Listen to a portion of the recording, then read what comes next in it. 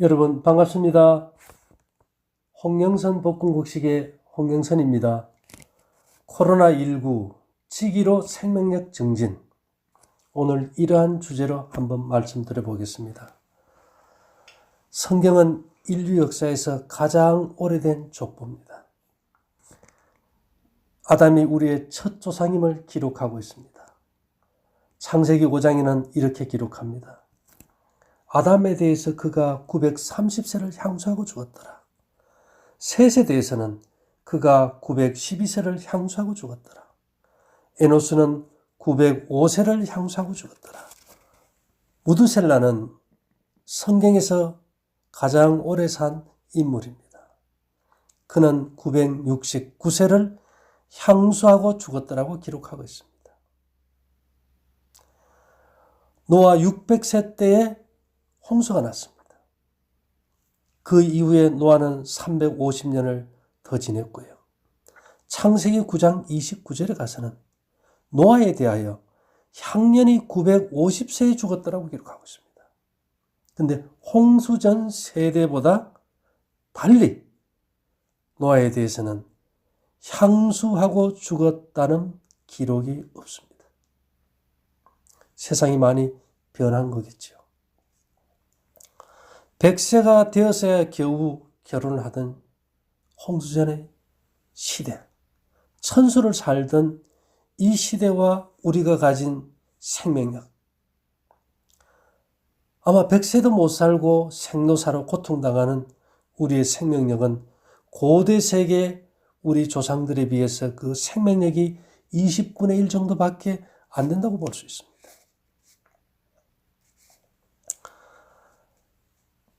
저의 고민은 어떻게 하면 홍수전 고대 세계의 생명력을 우리가 가져올 수만 있다면 우리가 얼마나 더 건강해질 수 있을까? 이것을 한번 생각해 봤습니다. 어쨌든 이것을 해결하기 위해서는 그 파동들을 감지할 수 있어야 됩니다. 다행히도 투과성을 지닌 방사선 전자파를 테라헤르츠파라고 합니다. 1초에 1조 번 진동하는 전자파인데요. 여러분들이 공항에서 진검사할 때 가방을 안 열어도 그 안에 뭐가 들어있는지 볼 수 있는 것이 바로 테라헤르츠파입니다. 이제는 초분광 기술을 통해서 그 안에 있는 물건이 마약인지 설탕인지까지 구별할 수 있는 기술이 한계까지 와버렸어요. 일반 카메라나 현미경으로는 불가능한 영역을 볼 수 있게 된 것입니다. 이 파동을 가지고 저는 2018년 이태리 에펠탑 1층에서 진행된 아기트 경매에 나온 공룡뼈에 대해서 한번 살펴봤습니다. 이 공룡뼈는 22억 5천만 원의 경매가 된 겁니다. 그 다음에 2016년에는요, 칸이라는 알로사우루스 공룡뼈가 13억 7천만 원에 낙찰 받았습니다. 그 외에도 이러한 것들이 꽤 여러 번 실제 있었던 생명체의 뼈들의 경매를 보면서 그 뼈들을 한번 감지해 봤어요. 저는 1조 테라는 아니지만 그 이상의 어떤 주파수를 넣었을 때 이들이 홍수전의 생명체였다는 걸 알게 되었습니다. 세상에서는 1억 5천만 년 됐다고 합니다. 예, 그것도 좋습니다. 1억 5천만 년 동안 뼈가 손상되지 않고 보존됐다면 그 안에 있는 생명력은 어마어마한 거죠. 이거는 이제 공룡에 관한 거고요. 1976년에 터키 남동부 쿠르드 지역에서 신장 3m 되는 거인의 유골이 발견됐어요. 아마 성경에 나오는 네피림이 되겠죠. 그 반면에 1950년 터키 유프라데스 강 인근에서는 대퇴골 뼈만 1.2m입니다. 이 뼈를 추정해 볼 때 키는 5m, 발은 56cm 정도로 추정합니다. 고대 세계 사람들은 현재 우리의 키의 2배 이상이었다는 겁니다. 엄청난 건강을 가지고 있었겠죠. 그 시대의 모든 생명체들은 홍수로 말미암아 땅속에 묻혀버렸습니다. 어떤 부류는 원유로서 묻혀있고 어떤 것들은 석탄으로 묻혀있는 거죠. 그래서 저는 태백 지역에 몇 번 가봤습니다. 거기 가서 그 파동을 감시해보면 상당히 좋아요. 고냉지 배추나 이런 것도 다른 지역과 달라요. 왜 그럴까요? 그 밑에 있는 태백 탄광 밑에 있는 그 무연탄에서 나오는 생명파동이죠. 이것은 홍수 전 고대 세계 생명체들이 가지고 있던 생명의 기운이니까요. 안도현 시인의 연탄재라는 시를 여러분들이 잘 알 겁니다. 너에게 묻는다. 연탄재 함부로 발로 차지 마라. 너는 누구에게 한 번이라도 뜨거운 사람이었느냐. 예, 연탄재. 인간에게 생명을 주는 기운을 가지고 있더라는 겁니다. 우리가 가장 요즘은 제습기 쓰지만은 제습기가 없을 때는요. 제일 좋은 것이 연탄재였어요. 연탄재 한 장이 1리터 정도의 물을 제습하니까요. 그러면 반지하라든지 습기 차는데 그거 하나 갖다 놓으면 어떻게 됩니까? 건조해지겠죠. 저는 또 한 번은 겨우 내내 시장에 가서 연탄재를 거두어서 농토에 넣은 다음에 옥수수를 한 해 한번 씹어봤습니다. 과히 그 옥수수의 맛이나 그 열매에 충실하면 이루 말할 수가 없었어요. 그래서 이 연탄재에 어마어마한 생명력이 있다는 걸 알게 됐습니다. 그렇다고 우리가 연탄재 위에 뒹굴고 살 수는 없지 않습니까? 그 다음에 석유 제품에 한번 관심을 기울여 봤어요. 예. 원유를 이렇게 온도에 끓일 때 어떤 온도에서 나오는 물질에 따라서 경유도, 석유도 휘발유도 되겠죠. 약 75도에서 150도로 가열하면 나프타라는 게 나와요. 이것을 가공했을 때 마지막에 폴리에틸렌 PE로 표기합니다.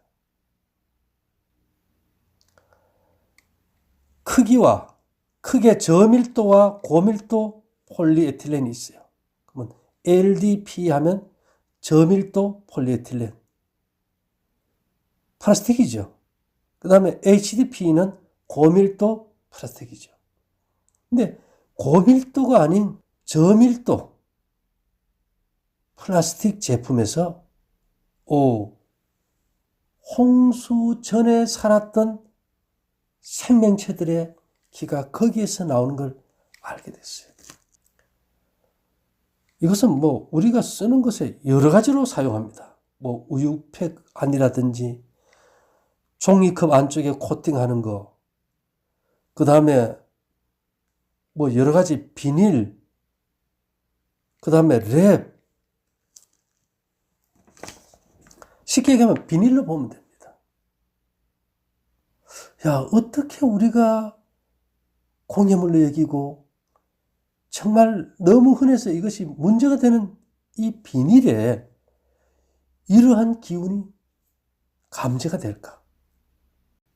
그리고 이 기운이 있다면 이 기운들은 언제 살아날까?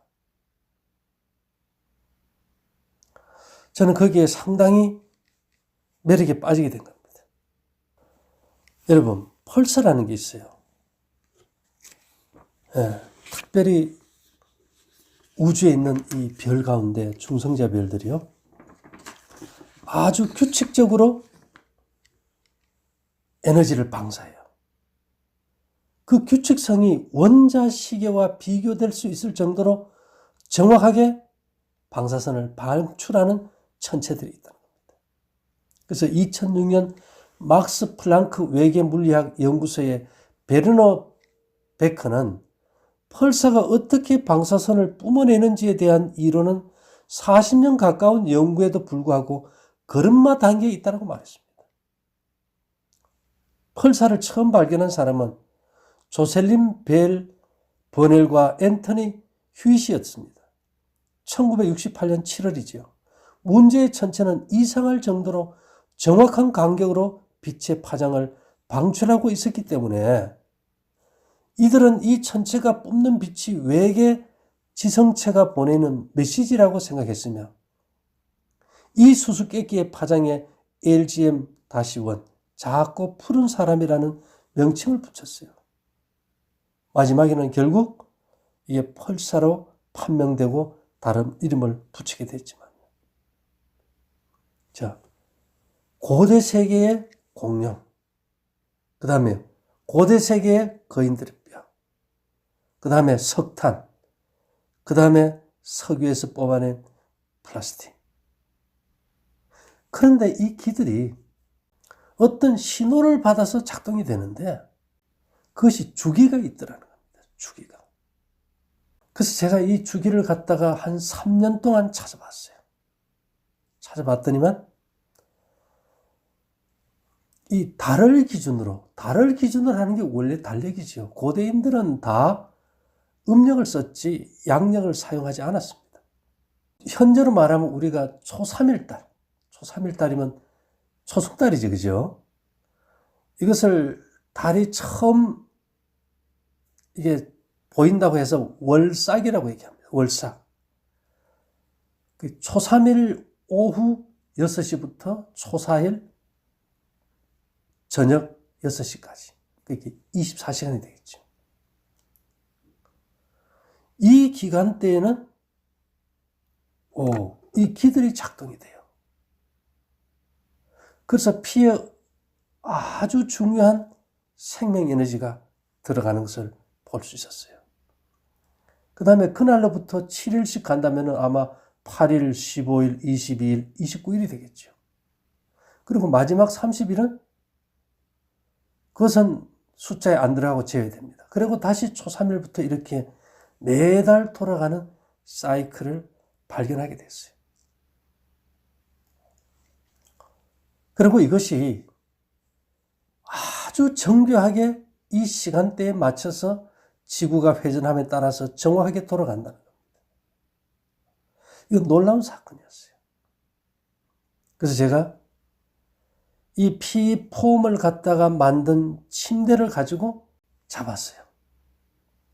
거기에다 특별한 어떤 매체를 사용해서 한 번 들어온 것이 일주일, 한 달 지속되게 해요. 특히 7일 주기로 들어오는 이 4번의 기는 뼈의 기가 들어가요. 그러면 피와 뼈의 기가 들어간다는 겁니다. 성경은 육체의 생명이 피라 그랬고 에스겔 37장 보면 그 생기가 뼈에 들어가면서 사람이 새로운 사람으로 태어나는 것이 기록되어 있습니다. 예를 들면 홍수 전 사람들은 절대로 자식이 아버지보다 먼저 죽는 예가 없었죠. 홍수 후에 아브라함의 형제 하란이 있습니다. 창세기 3장 11절 28절에 이렇게 기록되어 있어요. 하란은 그 아비 데라보다 먼저 본토 갈대아 우르에서 죽었더라. 네. 자식이 아버지보다 먼저 죽는 것이 너무나도 신기해서 기록해놨다는 겁니다. 그래서 제가 그 침대를 만들어서 제가 생활하고 써보면서 제 몸의 신체의 변화를 경험하게 된 겁니다. 물론 그 침대를 지금도 접이식으로 돼서 가볍고 해서 만들어 판매를 하고 있어요. 오늘 제가 이 말씀을 드리는 이유는 딱 한 가지입니다. 대한민국뿐만 아니라 지금 전 세계가 코로나19라는 이 독감 바이러스 때문에 전 세계가 멈춰버렸어요. 이럴 때 어떻게 강력한 생명력을 우리 몸에 작동시켜서 우리가 이것을 어떻게 탈출할 수 있을까? 이 방법에 대해서 제가 말씀드리려고 합니다. 제가 그랬죠. 저밀도 플라스틱, 쉽게 얘기하면 랩이든 그냥 비닐이면 됩니다. 그것을 여러분들이 자는 침대 매트리스 밑에 까세요. 이것은 30cm까지 파동이 올라옵니다. 언제요? 매달 초3일 오후 6시부터 초나흘 날 오후 6시까지 24시간 동안. 이거는 피에 들어가는 기예요. 그 다음에 매주 오는 4번은 뼈에 들어갑니다. 여러분들 생각에는 너무나도 황당하고 어처구니 없다고 생각할 수 있습니다. 그러면 성경에 이스라엘이 불뱀에 물려 죽게 되었을 때 장대에 매달린 구리뱀을 보면 낫는다는 말은 더 황당한 거 아닙니까? 그렇다고 저는 달을 기준으로 한 월삭과 성경의 안식일을 여러분들에게 지키라는 건 아닙니다. 성경에 왜 그 안식일을 지키지 않으면 사람을 죽이기까지 하면서 그렇게 단속을 했는지 그 이유가 뭘까를 몰랐어요.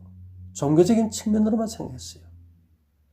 그러나 제가 과학적으로 풀어봤을 때 고대 세계에 죽은 사람 모든 생명체의 생기 에너지는 석유와 석탄과 이런 것으로 묻혀 있다는 겁니다.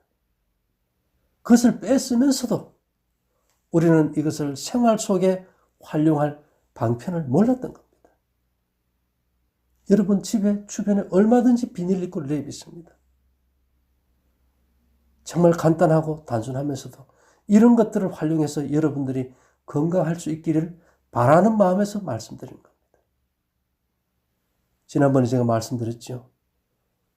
보리, 겉보리 볶아서 착 끓여 먹는다면, 보리차 먹는다면 반자성체 기능을 가지고 균이 달라붙는 걸 밀어버린다는 거예요.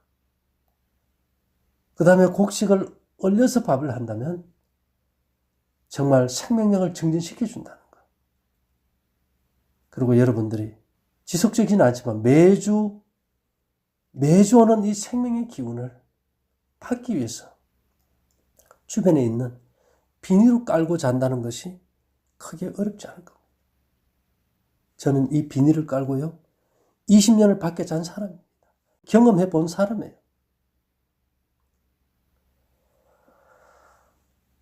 어쨌든 이번 어려움 당한 이런 위기가 우리에게 기회가 되어서 앞으로 우리 하나밖에 없는 자신의 생명을 정말 생로병사가 아니고 생로사로서 행복하고 건강한 삶을 살 수 있게 되기를 바라면서 마치도록 하겠습니다. 감사합니다.